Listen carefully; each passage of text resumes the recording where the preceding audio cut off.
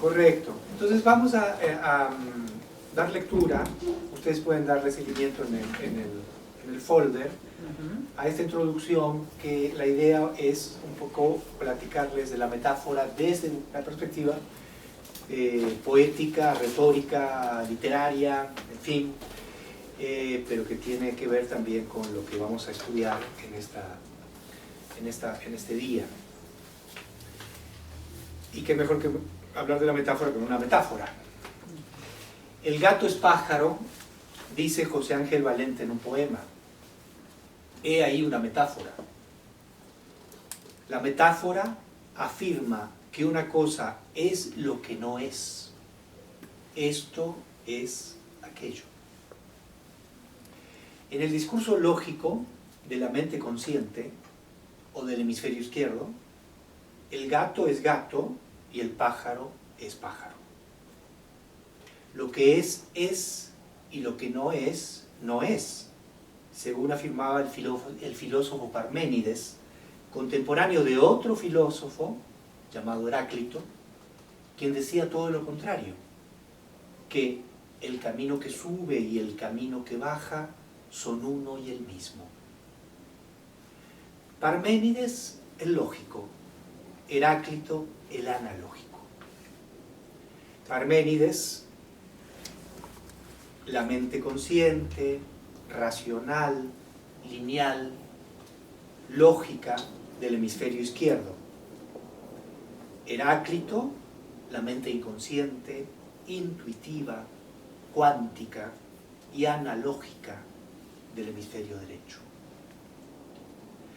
Para Parménides, el gato es gato. Para Heráclito, el gato puede ser un pájaro.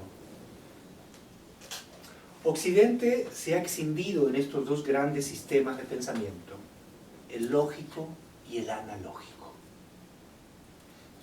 Ambos son necesarios. El lógico dio nacimiento a la ciencia, a las matemáticas, a la tecnología. El analógico al mito, a la poesía, a la intuición, a la mística. Pero, ¿qué decimos cuando decimos el gato es pájaro? ¿Cuál es la respuesta ante esa aparente anomalía contradictoria? Usted se comió la palabra correcta. Posiblemente, pero no la veo aquí. No importa, Maru, vamos a seguir. Igual hay muchas cosas que luego lo vamos a ir reflexionando, ¿no? Si recurrimos al hemisferio izquierdo, parmenidiano, la respuesta podría ser más o menos así. Oiga, el gato no puede ser pájaro porque el primero pertenece a la especie de los felinos, mamíferos, cuadrúpedos, y el segundo a la especie de las aves, paseriformes y ovíparos. Además, el gato no vuela y el pájaro no maulla. Es decir, que a partir de la respuesta del hemisferio izquierdo, la metáfora el gato es pájaro quedaría inmediatamente desmantelada, invalidada, cercenada, y todo volvería a su justo lugar. El gato a sus uñas y el pájaro a sus alas. Lo que es como es. No le busquemos la quinta pata al gato. Sin embargo, si la respuesta viene del hemisferio derecho, heraclitiano, podría ser más o menos así. Bueno, cuando el gato se concentra en su presa, que es el pájaro, cuando toda su atención está centrada en ese objeto y en ese objetivo, cuando todo su ser está volcado en la inminencia del salto, entonces el gato es pájaro, es su objetivo, se funde totalmente con su presa y entonces, ¡zas!, la hace suya. Esa es una interpretación, es mi personal interpretación de la metáfora de Valente. Quien no la explica, evidentemente, porque su función no es explicar las metáforas, sino hacerlas. Yo busco la interpretación que necesito para darle sentido a la metáfora, pero no la busco racionalmente, sino intuitivamente, analógicamente, a través de mi hemisferio derecho. La metáfora, que forma parte de la retórica y poética, tiene un fin estético: crear una sensación de belleza en el lector o en el receptor, aunque el concepto de belleza varíe de acuerdo a las culturas y a los tiempos.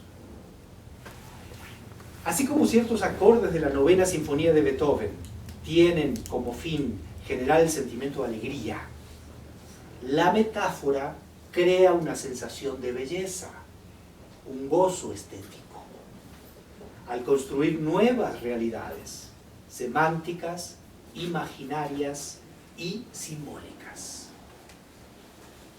Semánticas, en el territorio del lenguaje, del significado, gato, pájaro, ¿no?, que se vuelve multireferencial, ampliando el sentido de las palabras, trastocándolas y trasladando el significado lógico, denotativo, al campo analógico, que es connotativo. Imaginarias y simbólicas, ya que la metáfora crea realidades virtuales, no ubicables en la realidad objetiva. Crea objetos insólitos, simbólicos, como sucede con los animales mitológicos, el dragón, el minotauro, las sirenas, o deidades como Ganesha, el dios elefante del hinduismo, o la gorgona con sus cabellos de serpientes.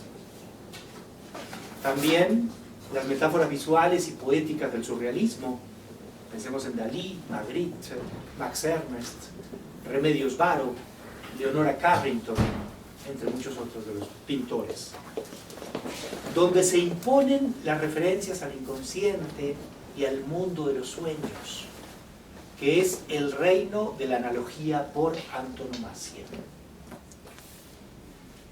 Ahora profundicemos un poco en las definiciones de denotativo y connotativo.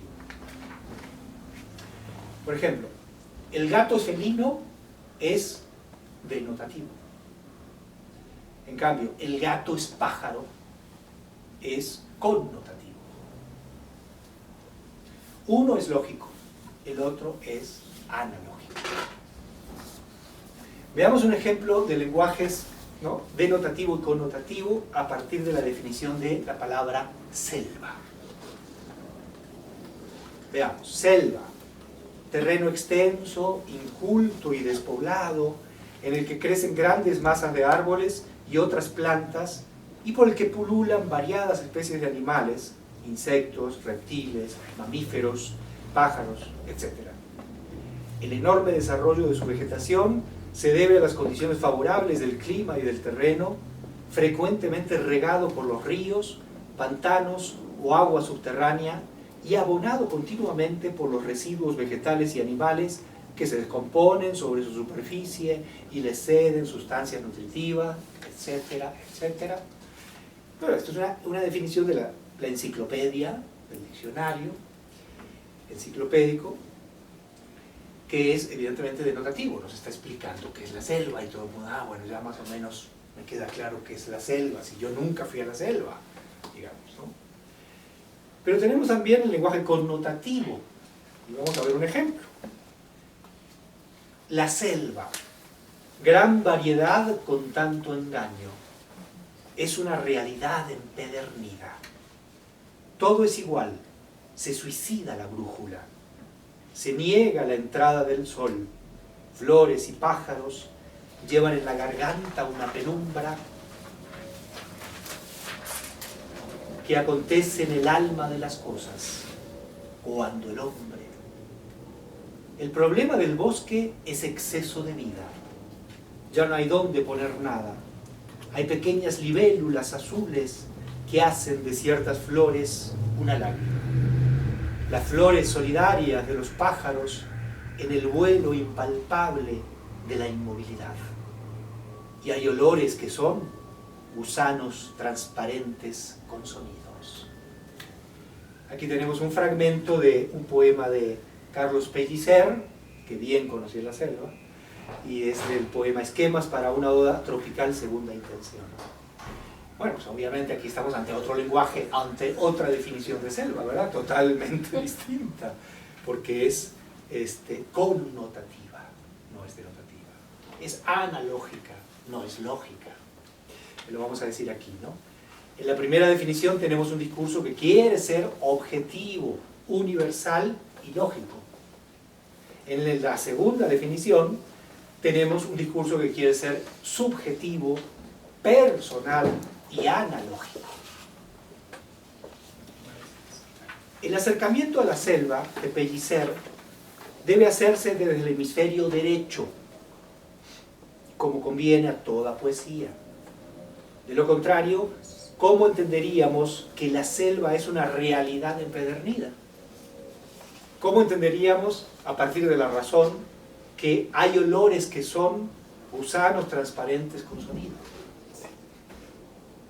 Sin embargo, si aceptamos intuitivamente los mecanismos sinestésicos, es decir, la asimilación de diferentes sensaciones de múltiples sentidos en un mismo acto de la percepción, entonces entenderemos la enorme riqueza de la metáfora de Pellicer. Y entonces la podremos degustar estéticamente en la medida que nos amplía el campo perceptual. Al ampliar el campo perceptual, ampliamos también nuestra interpretación del mundo. Es decir, que la metáfora y la poesía nos ayudan a descondicionarnos.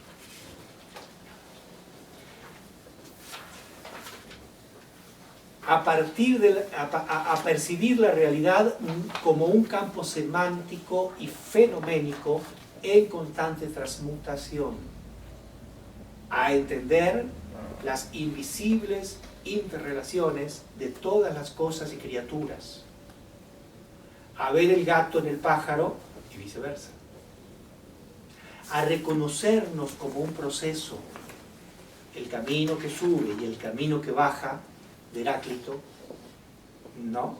Y a debilitar o relativizar la callosidad de lo que es y lo que no es de Parménides, abriéndonos así a la multiplicidad del ser, a la metáfora viva de nosotros mismos.